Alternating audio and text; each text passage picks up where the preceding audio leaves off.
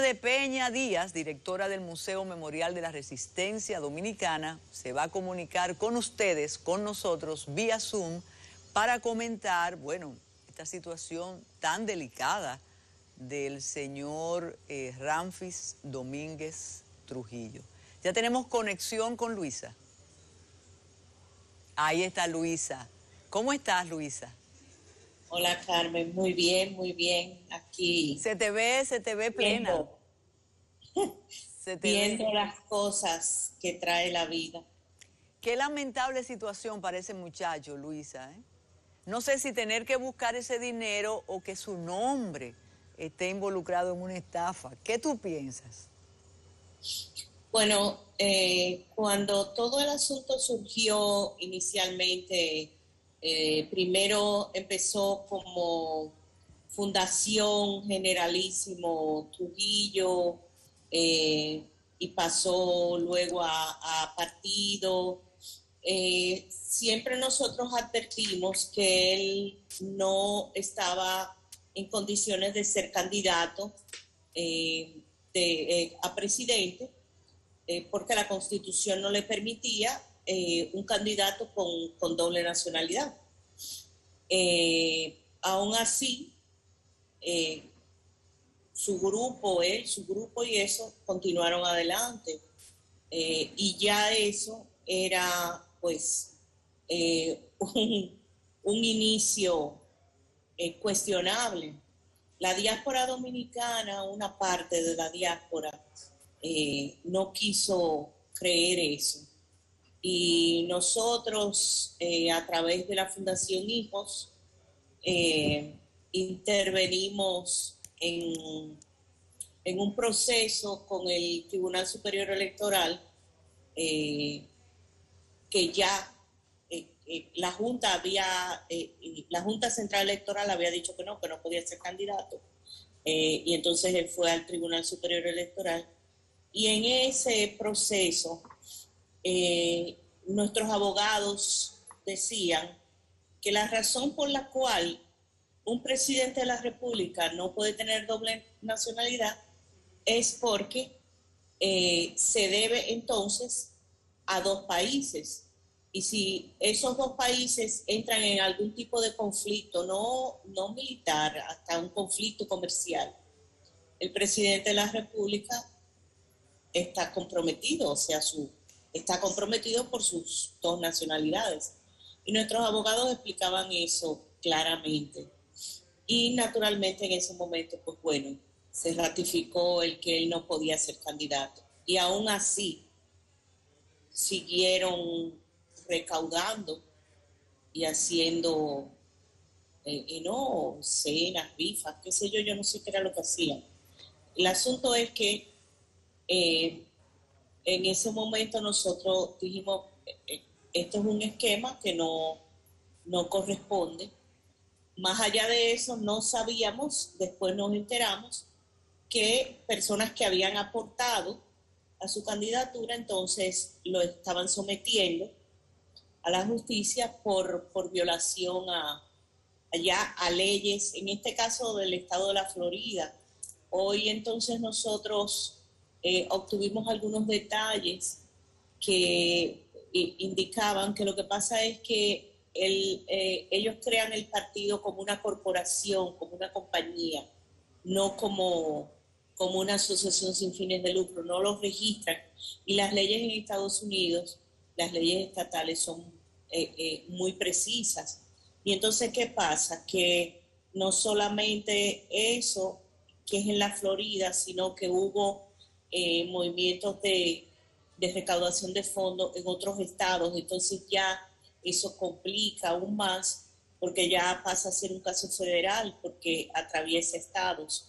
Entonces parece que el joven nieto del dictador, pues está metido en un rollo, eh, que, aunque puedan negarlo, fue condenado por la justicia. O sea, la justicia lo condenó y lo Nieto, establece claro.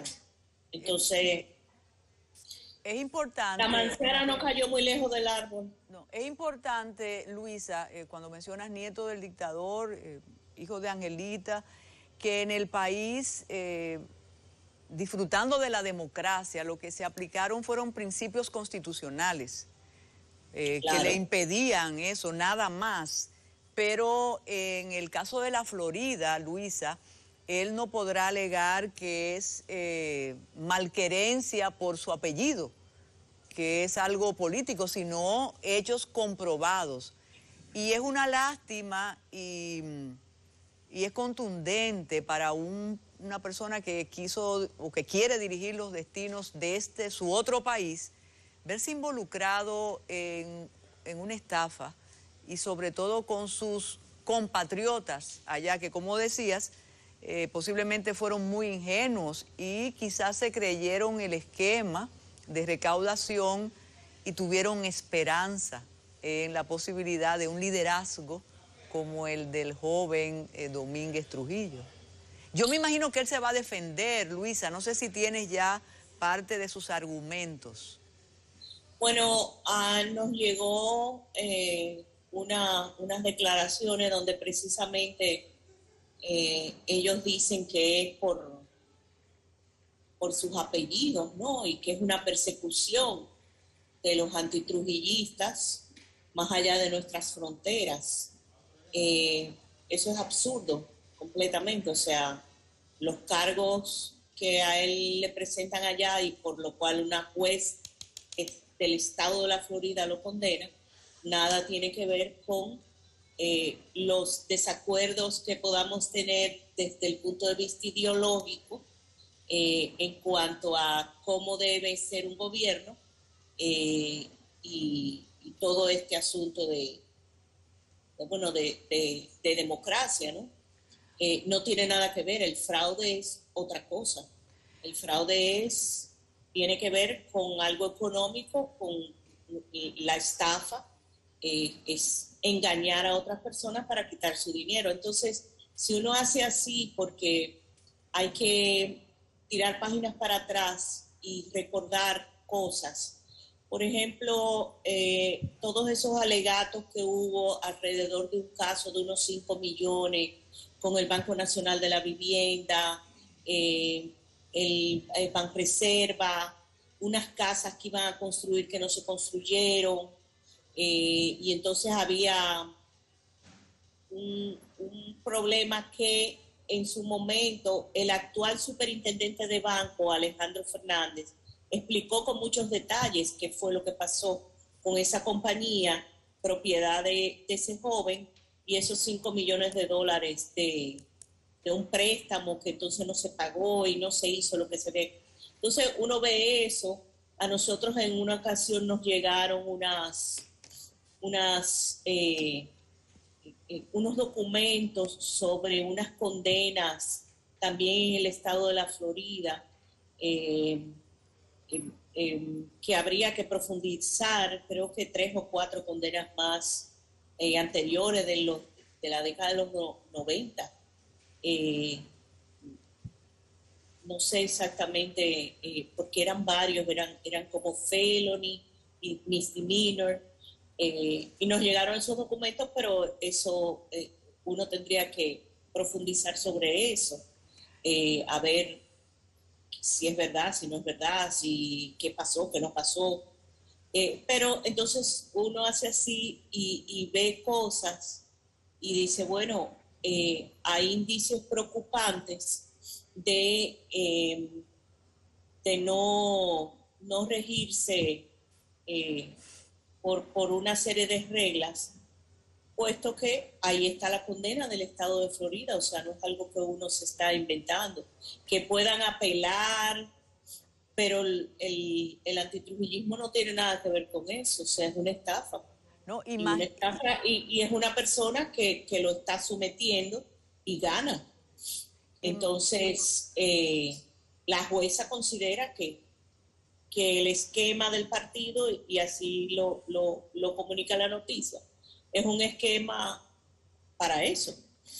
Luis, Y eso nosotros lo contemplamos en su momento, ¿eh? Y lo conversamos, que teníamos inquietud sobre eso.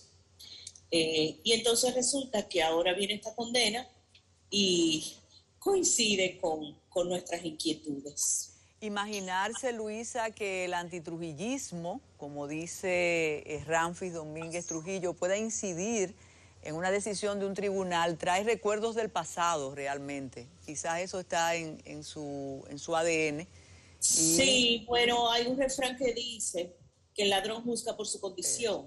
Entonces, como esa era una práctica común durante la dictadura, durante el gobierno de su abuelo, y una práctica en la que su familia pues utilizó como gobierno y para enriquecerse y eso. Entonces es algo que está no en su imaginario, sino en su realidad. Entonces, el entender eso, el entender que una condena de un tribunal es de esa forma, es porque esa era la práctica de la familia Trujillo y de su abuelo.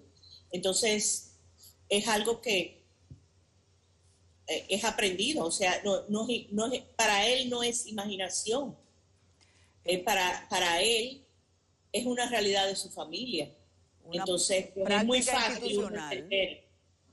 Una práctica institucional del régimen. Exacto. Mira, adelante.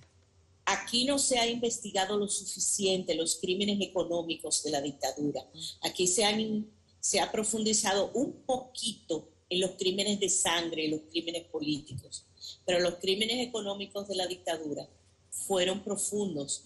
Y recientemente habíamos comentado el asunto ese del pago de la deuda externa y el dinerito que se embolsicó Trujillo con ese negocio que hizo.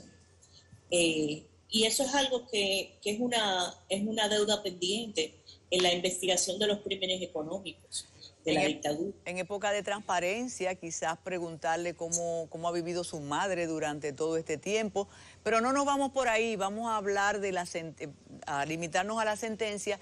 Y no puedes desperdiciar este momento, Luisa, para decir que ya el Museo Memorial de la Resistencia está con sus puertas abiertas, así que invita al país a que lo visiten.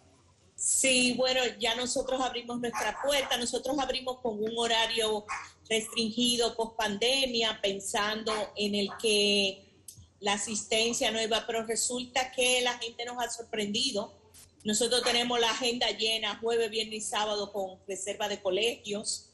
Nosotros pensamos como que los colegios no iban a salir en este año, sino que iban a empezar a salir en enero. Pues entonces ahora estamos en el proceso de ampliar nuestro horario porque hay demanda para la visita. Entonces nosotros sí invitamos a los grupos escolares a visitarnos con cita previa. Es importante eso para poder mantener el distanciamiento y todo lo demás, pero ya estamos abiertos y ya arrancamos con nuestras actividades de los sábados.